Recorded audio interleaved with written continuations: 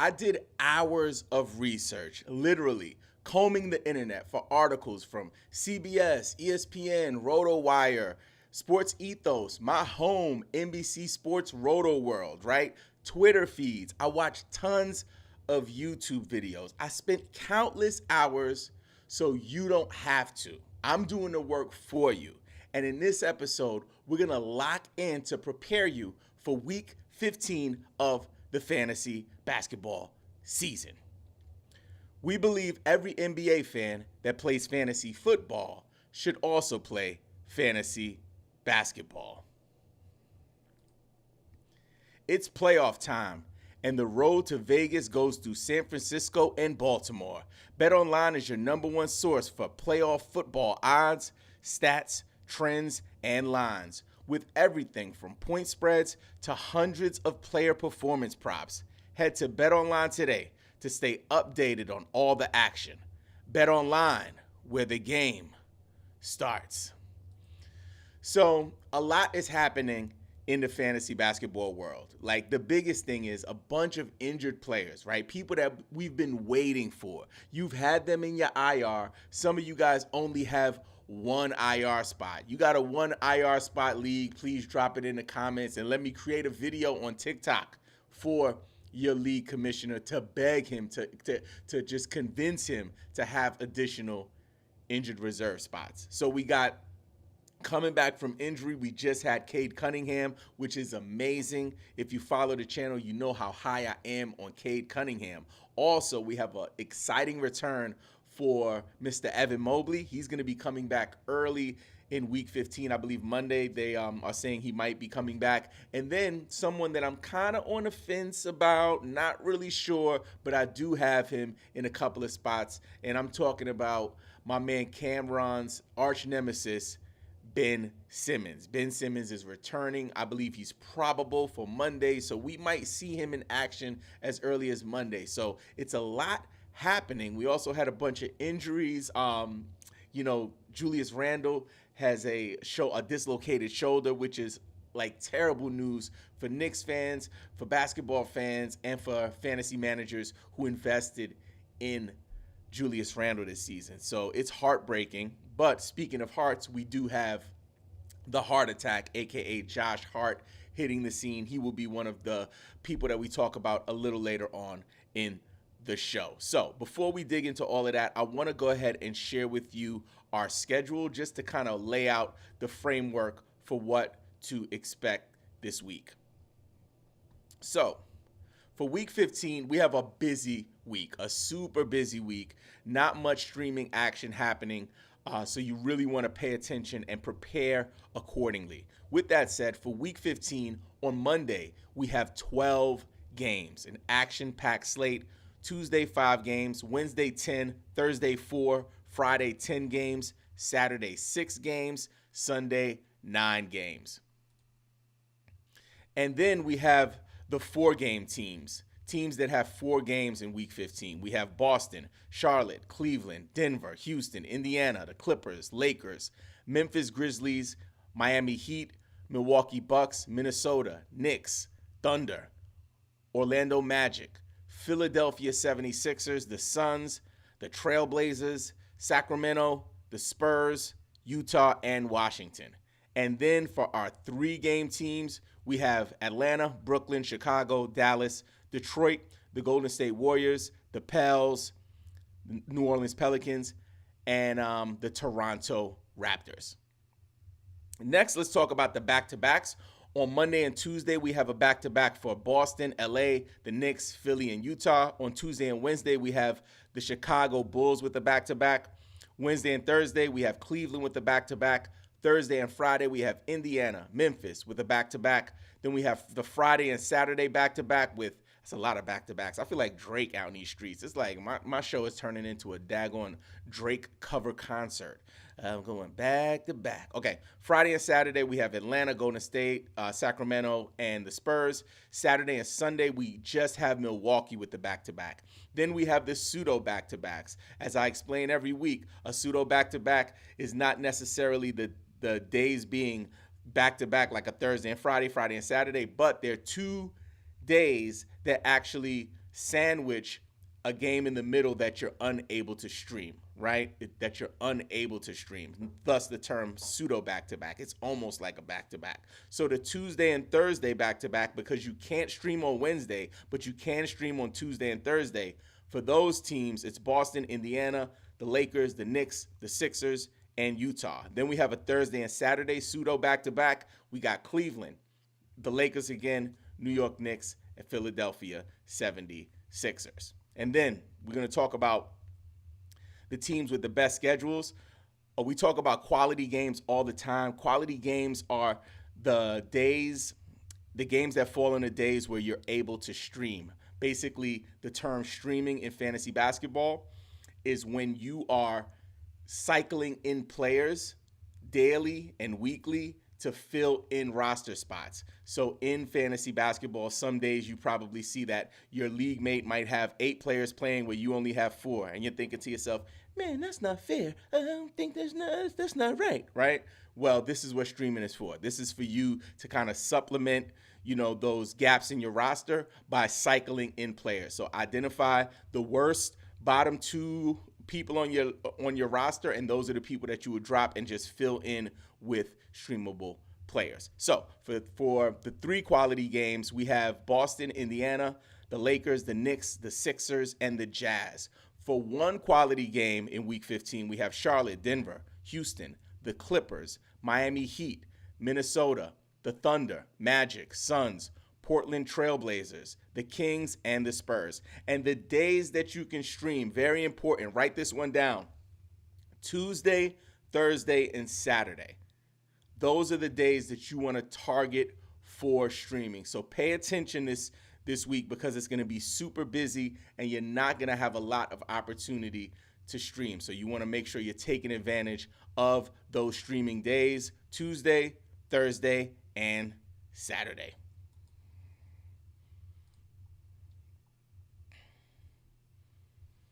Here are the top 5 waiver wire targets you need to pay attention to for fantasy basketball.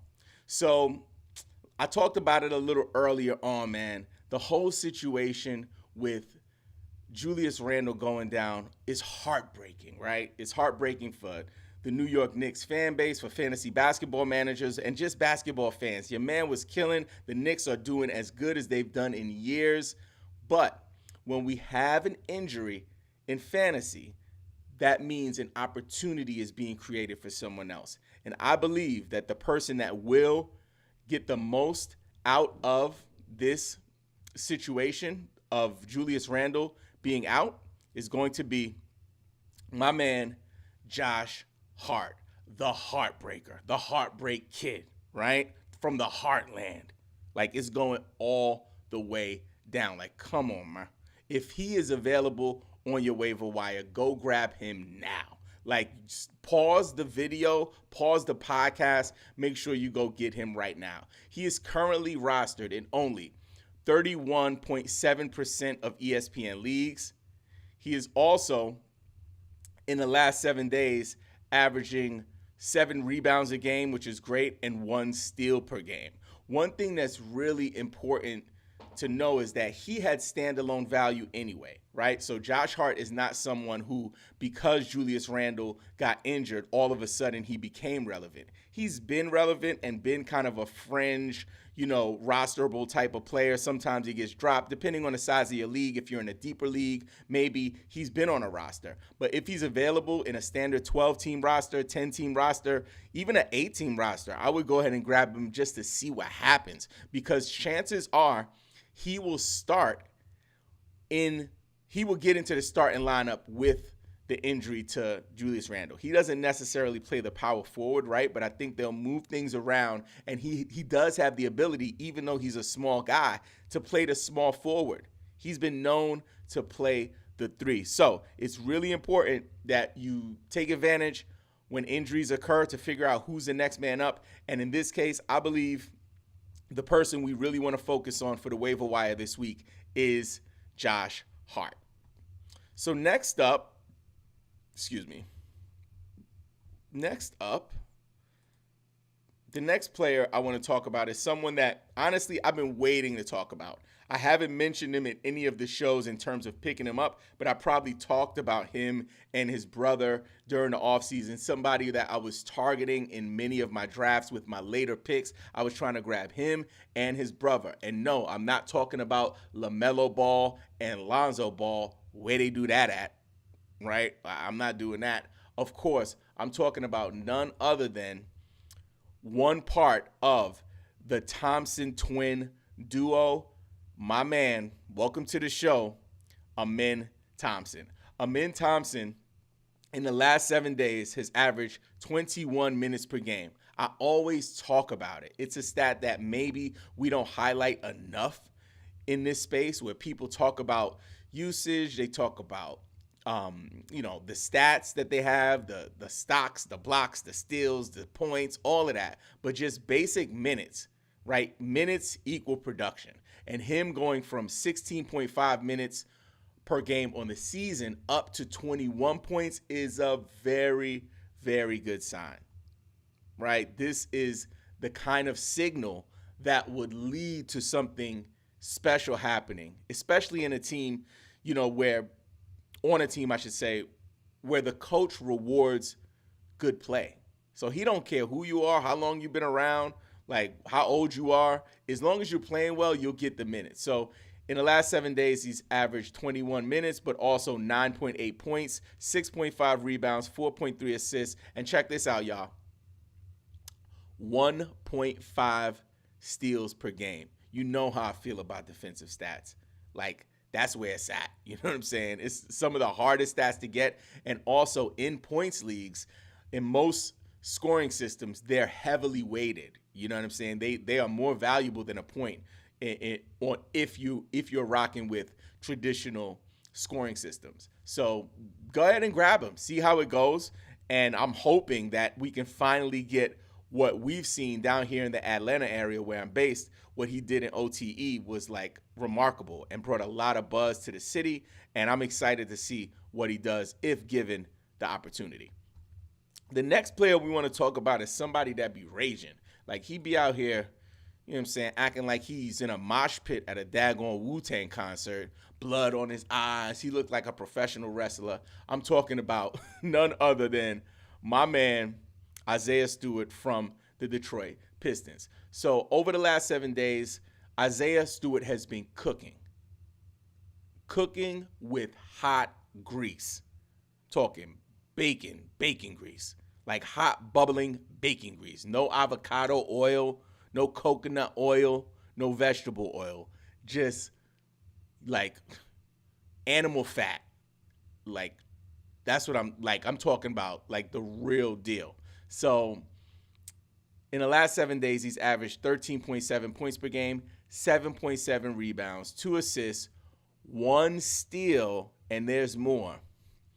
1.7 blocks per game. Your man is on fire. He is only rostered in 13.5% of ESPN leagues. Get yourself some Isaiah Stewart.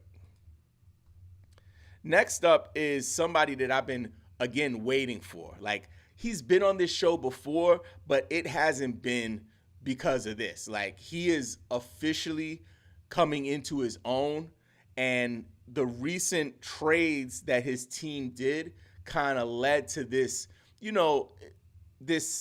I guess, eruption, if you will, of, stats and production that he's been putting up over the last couple of weeks. And it's been impressive, man. This is somebody that I'm high on. I think he could be a really good target in not just redraft leagues, but also in dynasty leagues. From the Charlotte Hornets, Nick Richards. Nick Richards is only rostered in 10.6% of ESPN leagues. He's averaging over the last 7 days 30 minutes per game, up from 24.8 what he averages on a season. But check this out. Come here. Your man is averaging over the last 7 days 20.3 points per game. His season average, 9.7. That's a big deal. Terry Rozier just got traded. The chemistry on the team is kind of, readjusting. And they might make more moves. You know what I'm saying? In the last 7 days, he's also averaging 10 rebounds a game, 0.7 assists, no steals, but this is the whopper. This is the big one. 2.7 blocks per game over the last 7 days. Let that sink in. And it's not some fluke crap. It's not some fly by night. It's not a freaking fluke, because on the season, he's averaging 1.4 blocks. That's what you want to pay attention to. When people have like big runs for a week or two, look at their season averages and see if it's not so far off. Because a player who's averaging 1.4 blocks per game is valuable to me. But if he has a run of 2.7, that's the kind of signal that you need to pay attention to when it comes to being successful at fantasy basketball. Next up is another player that we've spoken about on the show.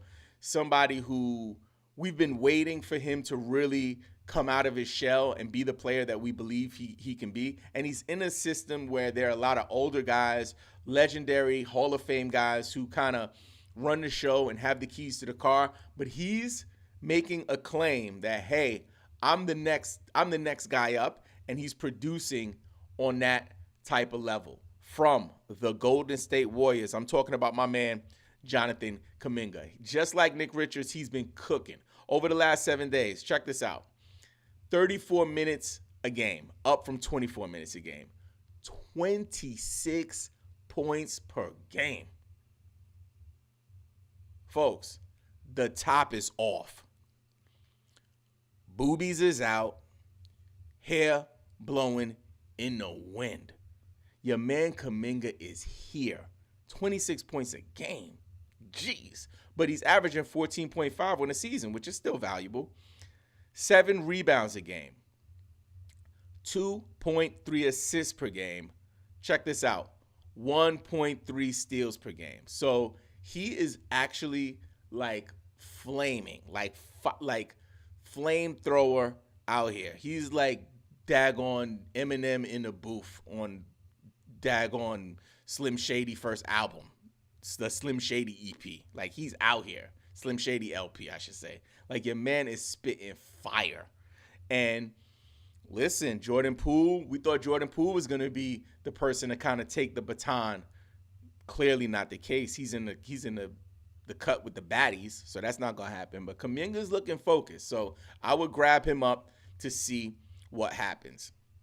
So as you know, we want to provide as much value as possible. And I mentioned this at the beginning of the show. Well, I do research for every show, right? So I do a bunch of research, but I just wanted to be very forward. On this episode in particular, I was very intentional about the time that I spent on gathering data and information for this episode. So I read a bunch of articles, watched a bunch of videos, saw what everyone else was doing in the space, looked at the rankings on #basketball and on Basketball Monster, and came up with my list for waiver wire, as well as the buy low and sell high that we'll do in a little bit. But I have a bunch of leftovers here. So these first 5 guys that I shared with you, Josh Hart, Amin Thompson, Isaiah Stewart, Nick Richards, and Kuminga, that's not necessarily in an order. I don't do it in an order because it really depends on what you need for your team, right? But I do have the lightning round. And I do a thing where I go yes, which means I'm definitely interested in the player. No, which is I'm not. And then maybe. So some would ask like, hey, well, why would you mention the player? Because if you're saying no to him, why would you mention him? I'm doing that because I want to do my due diligence. One thing I always raise my hand and say, like, I don't know it all. I just do my best to gather the information and the data, and then make my assessment, and then provide my point of view. So sometimes I'm right, sometimes I'm wrong. So I'm throwing all of these at you so you can make the best decision for your team. So let's get into this bonus lightning round for waiver wire ads. Aaron Nesmith, yes. Jaime Jaquez Jr., yes. Jared Vanderbilt, maybe. Santi Aldama, maybe. Jeremy Sohan, yes. Jeremy Sohan, yes. Brandon Miller, yes. Sam Merrill, maybe. Ayo Dosunmu, maybe. Simone Fontecchio, maybe. Marvin Bagley III, yes. Derek Lively, yes. Precious Achua, Heck to the no. Even with Randall out, even with Mitchell Robinson out, until I see something from Pressures, I cannot. That's just me. Brandon Pajemski, maybe. I'm losing faith. Harrison Barnes, maybe. Jabari Walker, yes. Kevin Herter, emphatic, yes. Dylan Brooks, heck to the no. I am out on Dylan Brooks. Trey Murphy, maybe. Losing faith. Al Horford, yes. Alex Caruso, yes. Naz Reid, maybe. Norman Powell, yes. Luke Kennard, yes. Alec Burks, maybe. That's all I got for you on that one. Let's move into the next segment. Imagine having a personal sports expert in your pocket, ready to deep dive into your league, analyze your waiver wire, and provide winning strategies all through a one-on-one video call. Did It is more than just advice. It's a game-changing experience, offering you the unique ability to share your screen with me and literally go under the hood of your fantasy team. And here's the best part. Your first call is absolutely free, up to $25. Don't miss out on this incredible opportunity to elevate your game. Download the Did It app today and dominate your league. Here are the top 3 buy lows that you need to pay attention to for fantasy basketball. First up is a gentleman that has been up and down. I believe he's been on my Sell High show. I think he's been on a buy low before. He's somebody that I have faith in, but this could also just be an opportunity for you as we get ready to go into All-Star break and then eventually into our fantasy basketball playoffs. This is a guy that I got my eye on. My first buy low, Paolo Banchero. Over the last 14 days, over the last 2 weeks, Paolo Banchero is ranked number 57 on hashtag basketball.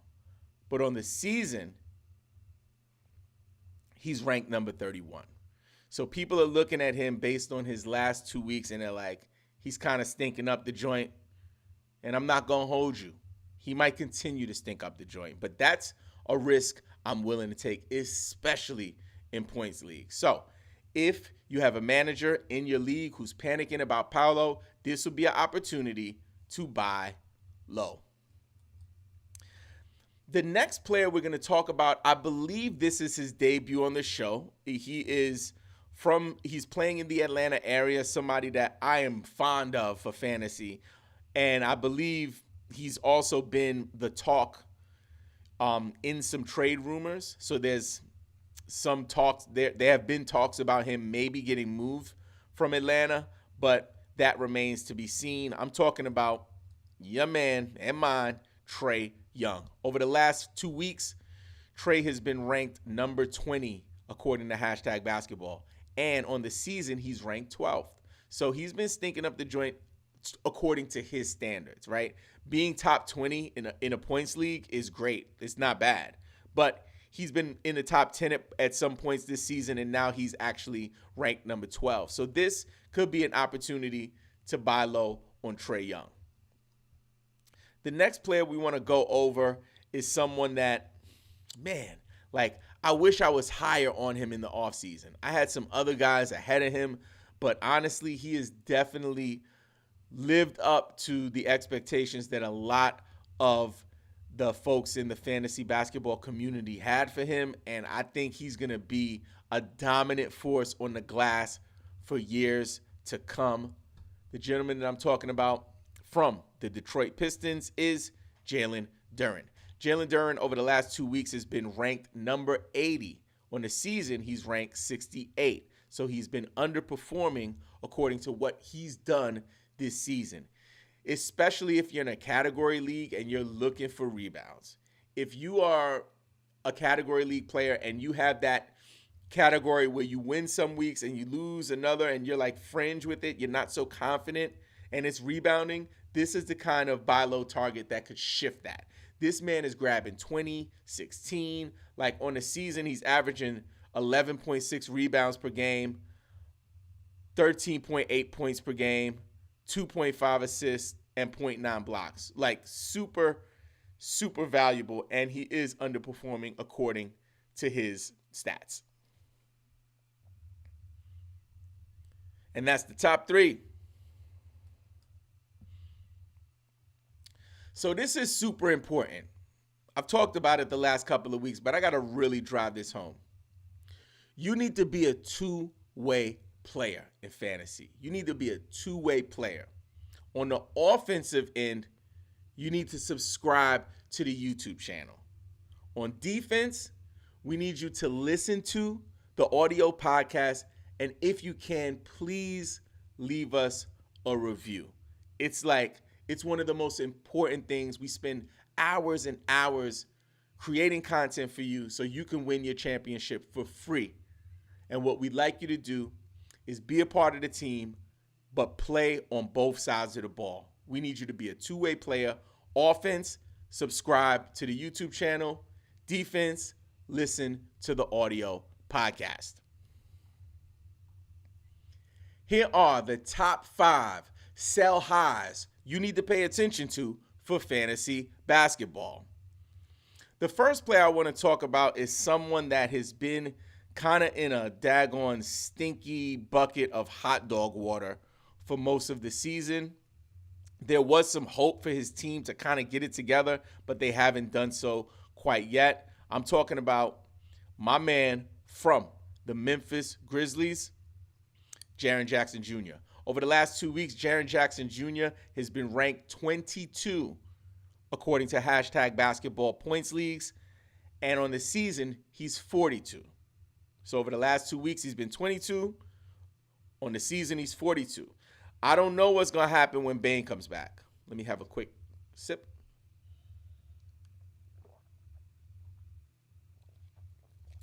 Throat getting mad dry. So I don't know what's going to happen when Bane comes back. Bane could very well, they might just shut him down for the season. We don't know what's going to happen. But I know that recently, Jaren Jackson has been doing his numbers, but with the Grizzlies being a huge question mark with not competing this year for a playoff spot, anything can happen. And if Jaren Jackson gets shut down, you're going to miss out. So it would be best to sell him now to try to see if you can move him in a trade now before any drama occurs in Memphis.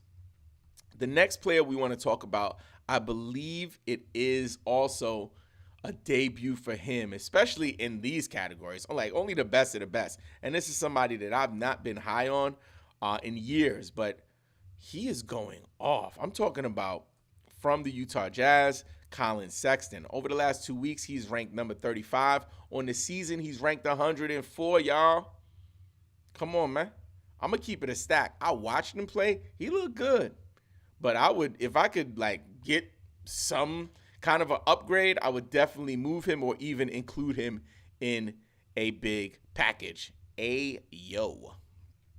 Next up, from the Cleveland Cavaliers, one of my favorite players. Man, when I was living in New York City, he actually was playing for the Nets and took a whole bunch of kids out to go get haircuts for free for the beginning of the school year. So after that, I was like, man, I really like this guy. And he's having a really amazing run over the last few weeks. I'm talking about Jarrett Allen. Jarrett Allen has been ranked number 26 in points leagues over the last 2 weeks. And on the season, he's ranked 54th. If you could get your hands on Allen and, get that, my apologies. If you could move on from Allen and get something back to get you an upgrade, that's something I would consider. I would definitely sell high on Jarrett Allen. And the next player we want to talk about is someone who people are mad at. I was literally in I think it was a Discord chat. Man, they was roasting this brother. They are mad at him. He has not performed where people drafted him, and people are trying to move on, but he's had a pretty good run over the last couple weeks. I'm talking about Mikal Bridges. Over the last 2 weeks, ranked 36 in points leagues, ranked 59th on the season. So if there was a time to move him, you might be able to salvage the the draft capital that you invested in him. Salvage some of it. You won't get a full refund on your capital, but you might be able to salvage something. So I would consider selling high on Mikal Bridges. And the next player we want to take a look at, somebody who's been crushing it, another Memphis Grizzlies player, somebody that I really like, Vince Williams Jr. Over the last 2 weeks, your man has been ranked 62. He's like way down there in terms of his season ranking, but he hasn't really played. So he hasn't played that much, right? So now that he's getting some run, these are the kind of numbers he's putting up. I would not move him unless you was getting an upgrade or you were including him in some kind of a package that was helping you to get a first round or second round guy. So don't just trade him for peanuts, right? I'm not doing that. Make sure that you try to get a substantial return if you put him on the market. Now let's open up the Believe in Fantasy Basketball mailbag. This is one of my favorite parts of the show. Basically, what we do is we take questions from you, the community, specifically people who are in our Discord community. If you want to join our free Discord, all you have to do is visit believeinfantasy.com. They'll ask you for your email, put in your email, and then you guys will get sent a link to get into the Discord. So, with no further ado, let's dig right in and see what kind of questions these basketball sickos have for us tonight. Let's check it out. So, first question. This one is from Nesquick. He says, how early do you start thinking about the schedule during fantasy playoff weeks? This is good. So I always advise our community members to start thinking about it sooner than later, right? I don't want you, when you're drafting, building your team for the playoffs because injuries happen, trades happen. I don't want you to do that. What I do want you to do is, especially during the fantasy, during the NBA All-Star break, there's like a wonky fantasy schedule, and this could be an opportunity for you to take some time, make some deals to kind of build up a really good playoff schedule. Now, one thing that I suggest to people is to not just look ahead on paper, but to look ahead in your app. So I would go ahead and recommend to you to go to when you're playing your playoffs and just set your lineups now.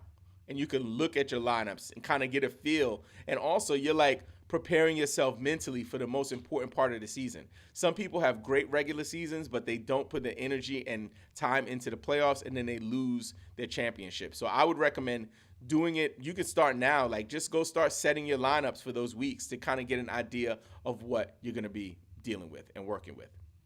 All right. Next up, this is a good question. Very generic question, but I love it. This one is from Markentisson. He says, who is injured that I should be aiming to acquire for the playoffs? So Randall just went down. This is a great target, especially if you're in a position where you're winning and you have secured your playoff spot. You're not like scrapping to make it into the playoffs. This could be a great opportunity to grab Julius Randle. So that's who I would be taking a look at. Let's look at the next question. This one is from Tofu. I love that name. Toefue. That's so good. He says, what do you do with Cade and Mobley now that they're back? You play them. Yo, I'm so hyped that Cade is back. I got him in a bunch of spots. I got a little bit of Mobley stock. But yeah, you play him, man. Don't try to get cute. Don't try to trade them away, nothing like that. Let them rock and let them roll. You fire them up and you let it go. Next up, this one is from Ira. Ira says, what do you think Siakam will average now that he's on the Pacers? I'm not sure what he's going to average, but in terms of fantasy production, I think he's going to kind of finish the season in the top 40. Which is good for him, you know, maybe even top 35. So I think he's gonna be better in Indiana than he was in Toronto. So I'll say that. And I think that's all we have there. I got another one, but the question is buy lows and sell highs. We just did a whole buy low and sell high segment for our show. But now that you are prepared to dominate in fantasy basketball, make sure you check out our episode about how to dominate in the fantasy playoffs. This episode was presented to you by BetOnline, where the game starts.